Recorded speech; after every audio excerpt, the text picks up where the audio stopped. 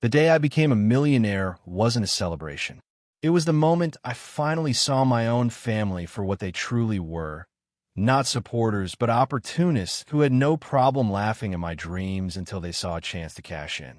And that's when I decided to deliver a comeuppance they'd never forget. So, here's the thing about me, Kevin.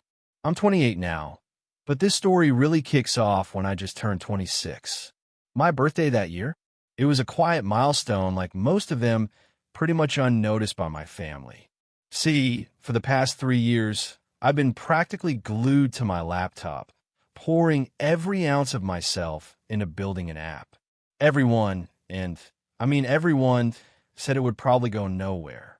At family gatherings, while my cousins bragged about their real jobs and my mom proudly updated everyone on my siblings' lives, I was just background noise.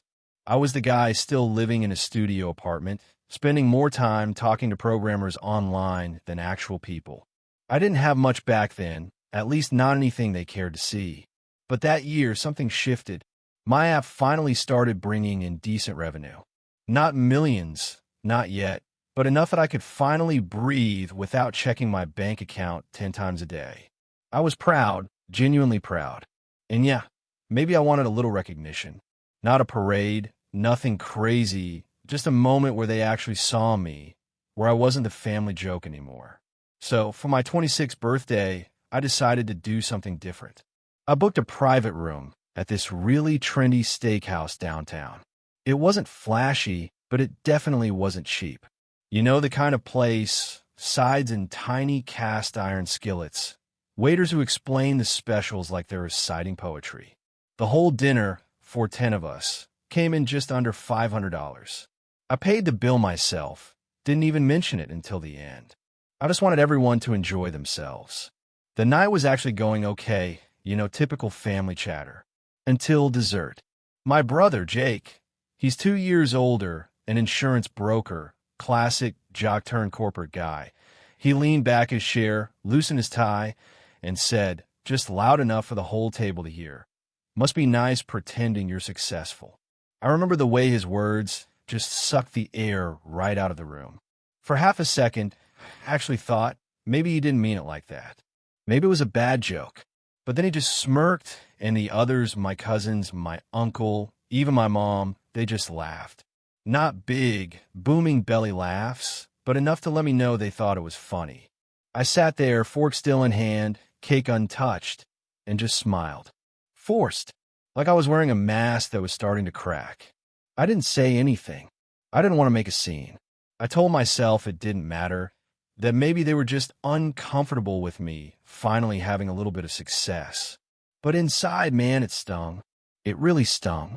Jake had always been like that. Snide, condescending, the kind of guy who thinks he's alpha just because he talks louder than everyone else. Growing up, he'd steal my Halloween candy, then convince our mom I was being dramatic. At 15, he borrowed my savings to buy a PlayStation. When I asked for it back, he told me it was my fault for hiding money where he could find it. But this was different. This was public. And on my birthday, still I smiled. I paid the bill. I thanked everyone for coming. I hugged my mom. Jake clapped me on the back and whispered, "Don't spend all your investor money in one place." I didn't correct him. I didn't have any investors. Just me, my code, and years of sleepless nights. Over the next few months, I buried myself in work. I stopped showing up to family dinners. I muted the group chat. Jake texted once, something like, "Too good for us now." I didn't reply. I figured he didn't really want an answer. And then, things changed. Almost overnight. The app absolutely blew up. A well-known influencer posted a TikTok about how it made organizing her schedule easier. Within 2 weeks, we were trending. Downloads spiked. Our servers crashed twice in one weekend. It was insane. I hired help. Real help. Developers, marketing, even a CFO. I barely slept. It was chaos, but good chaos. The kind you can't believe is actually happening. And then came the email. A tech firm, bigger than anything I'd ever imagined, reached out. Said they loved what we were doing. Asked if I'd ever considered selling. I didn't reply at first. I needed time to think. But the offer came 3 days later. $8 million. Clean. All cash. I stared at that number for a long, long time. Not because I doubted it, but because I could already see their faces. My mom clutching her pearls. Jake trying to act unimpressed. My uncle suddenly interested in how I did it. And maybe that was petty, but I couldn't help it. I remembered that night at the steakhouse like it had just happened. The clinking of glasses, the laughter, the way not one of them, had stood up for me. Still, I said yes. I sold the app. And then the messages started. First, it was my mom. Heard you did well with that computer thing. So proud of you. We should celebrate. How about Sunday dinner? Then my aunt. Your mom says you're some kind of millionaire now. Incredible. Could you help out your cousin? He's trying to start a business, too. Then Jake. He didn't text. He showed up, knocked on my door like he owned the building. I had just moved into a new condo, nothing crazy, but new, clean with actual space. I opened the door, and there he was, standing in a suit like he had somewhere important to be. Yo, he said, heard the news. Pretty sick, man. I nodded. Yeah, thanks. There was a pause, then he said it. So listen, I've got this idea for a startup. It's like insurance, but with crypto. I've got the vision. You've got the cash. Let's make something happen. I stood there, blinking. He smiled. Same smirk as always. Same eyes that didn't really see me. And that's where everything in me shifted. Not just because of what he said, but because in that moment I realized he hadn't changed. Not even a little. And he didn't think I had either. He thought I was still the same kid who would fold, who would smile and nod and give in just to keep the peace. But I wasn't that kid anymore. And what I said next is what changed everything. I looked him in the eyes and said, You remember my 26th birthday? Jake blinked. Yeah, kind of. Why? I leaned on the doorframe. You made a joke. Said something about me pretending to be successful. Everyone laughed. You remember that?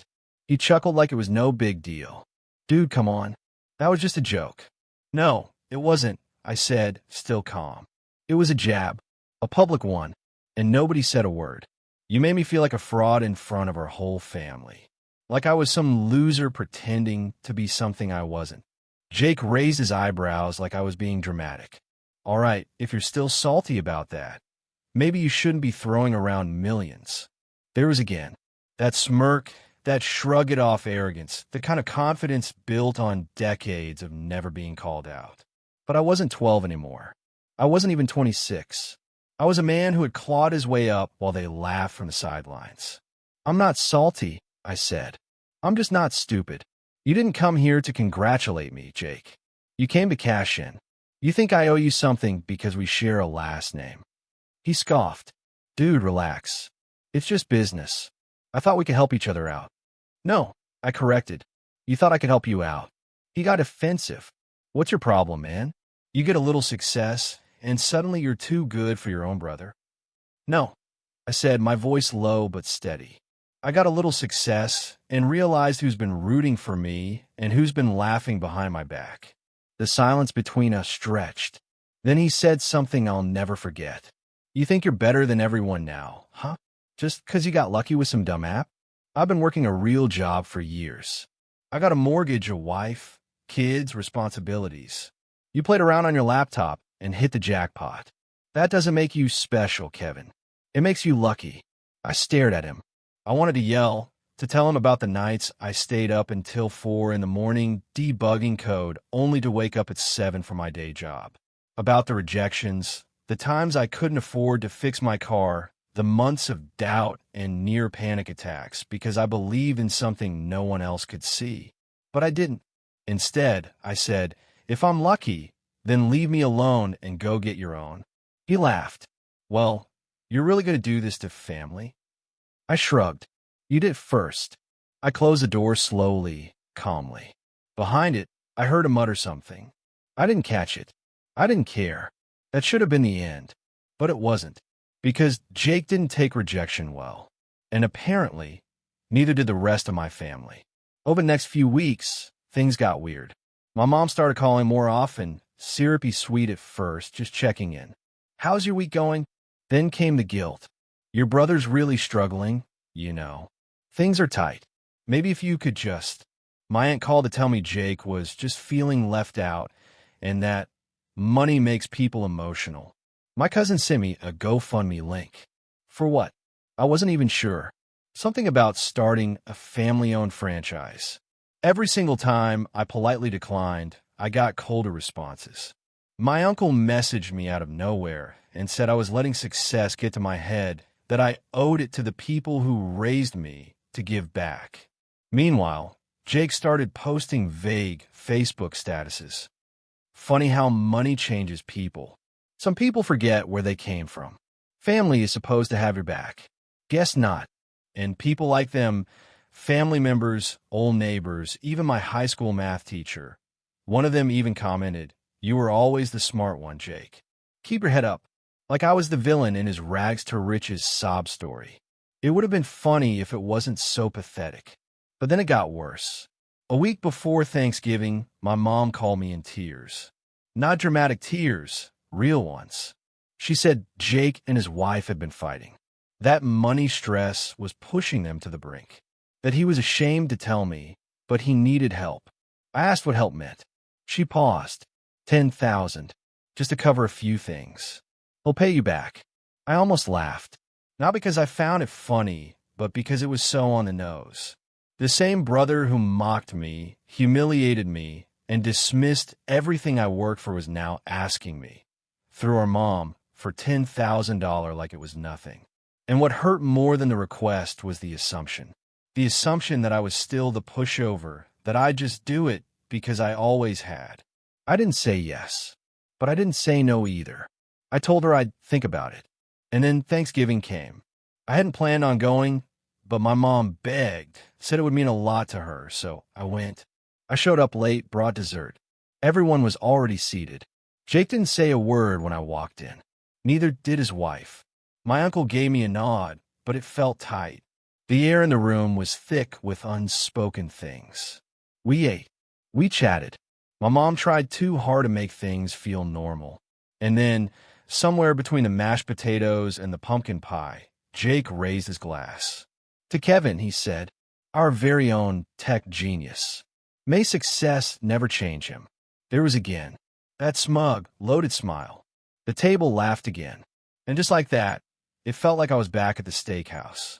Same table, same people, same smirk. But this time, something was different. Because I wasn't the same. I looked around the table and saw it for what it really was.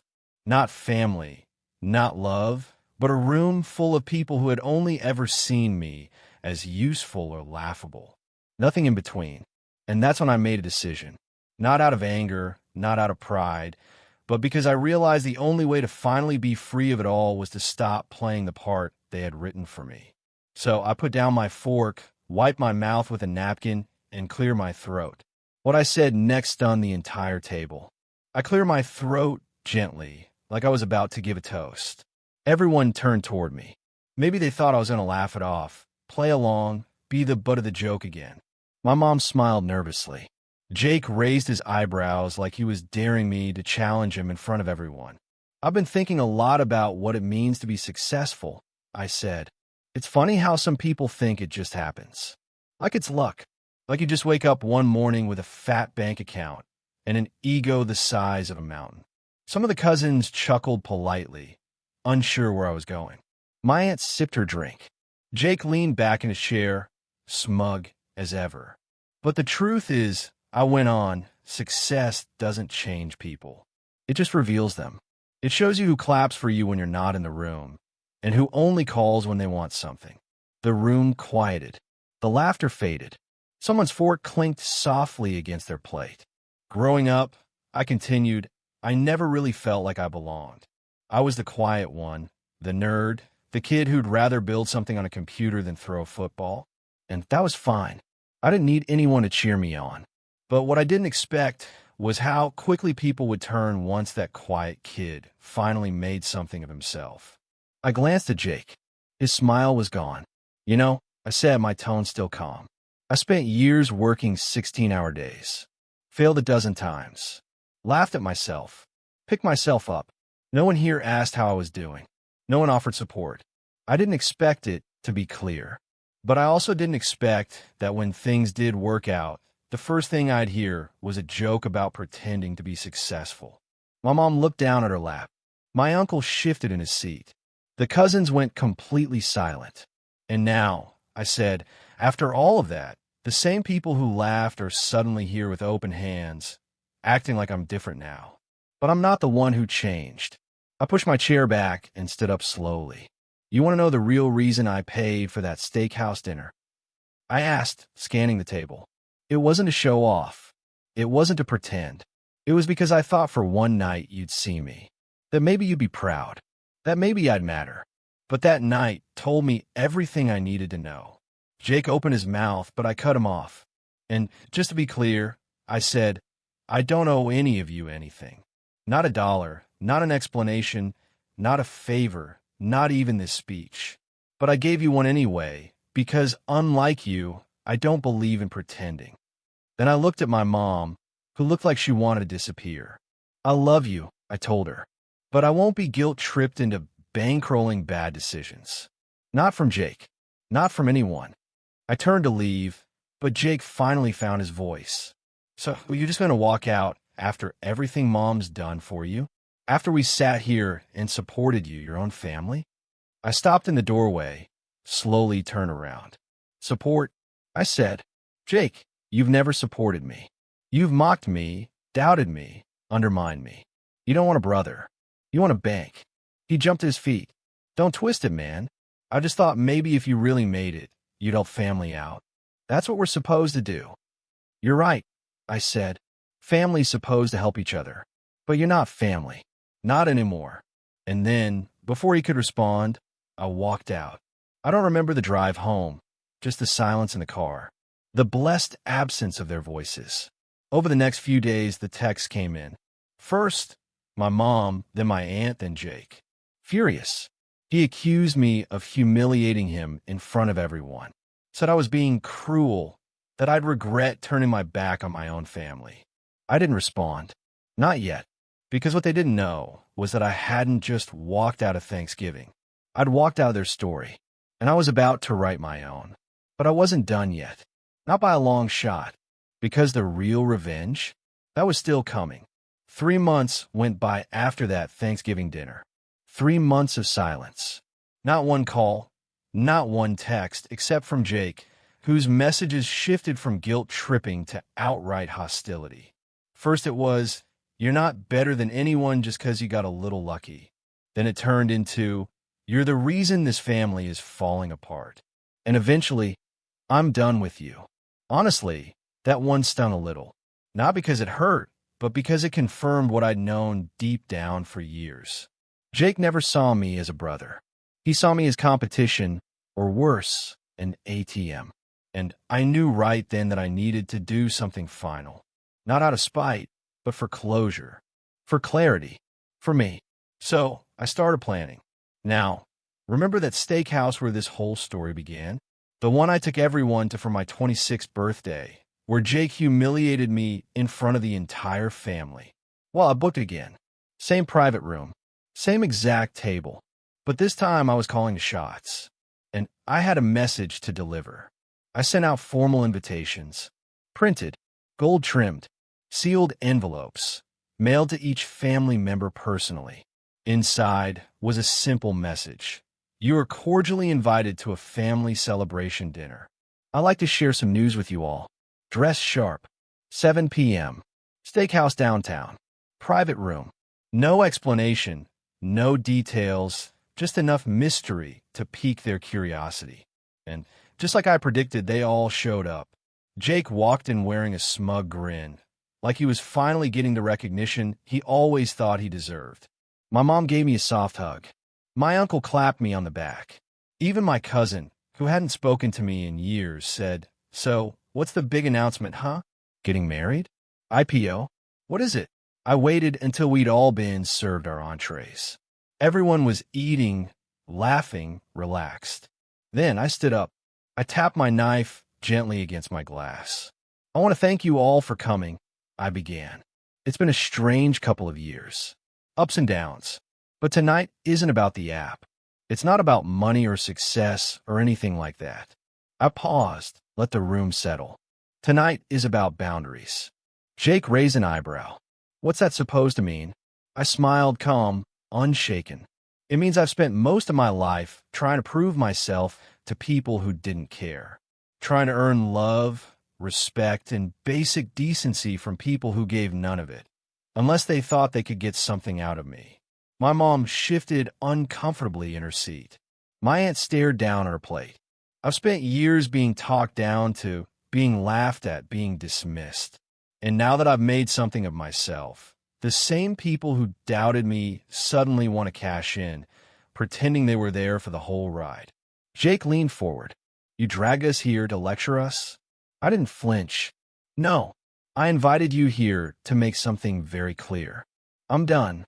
The room went still. I'm done pretending we're close. I'm done letting guilt push me into giving while the only thing I get in return is backhanded compliments and veiled insults. I'm done with the manipulation, the emotional blackmail, the fake smiles. All of it. Jake scoffed. You think you're so high and mighty now? That money gives you the right to cut people off? I looked right at him. No, your behavior gave me that right. Then I pulled out a small stack of envelopes, placed them in front of me. In here, I said, are letters. One for each of you, detailing what I'm willing to offer moving forward. Spoiler alert, most of them are empty. Jake reached across the table and yanked his open. Sure enough, a blank. He slammed it down. You're unbelievable. I know, I said. You told me that before. Right after dessert. My mom looked like she wanted to cry. Kevin, this doesn't have to be so final. I know, I said gently. But it is. And it's not out of anger. It's out of self-respect. I'm not here to punish anyone. I'm just finally choosing myself. Then I placed a final envelope on the table. This, I said, is the last thing I'll give. Jake grabbed it again, faster this time. Ripped it open. Inside was a receipt from the original steakhouse dinner 2 years ago for $192.86. Paid in full, and a note in my handwriting. This is what pretending looked like. Thanks for the motivation. I walked out before anyone could say another word. Never looked back. That night, I blocked every number that had ever made me feel small. I hired an attorney to draft a will, explicitly excluding certain family members from ever receiving a cent from me, just in case. I updated my estate plan. I donated a large sum to a scholarship fund for young developers from underrepresented communities, kids like me who had dreams and no one to back them. And then I moved on. I started mentoring, started investing in other people's apps, their ideas, their visions. People who reminded me what it felt like to believe in something without support. And I showed them a kindness I never got. And not once did I regret walking away. Because sometimes the cleanest revenge isn't a loud spectacle. It's silence. It's peace. It's thriving on your own terms while the people who doubted you are still sitting around the same table, waiting for you to come back.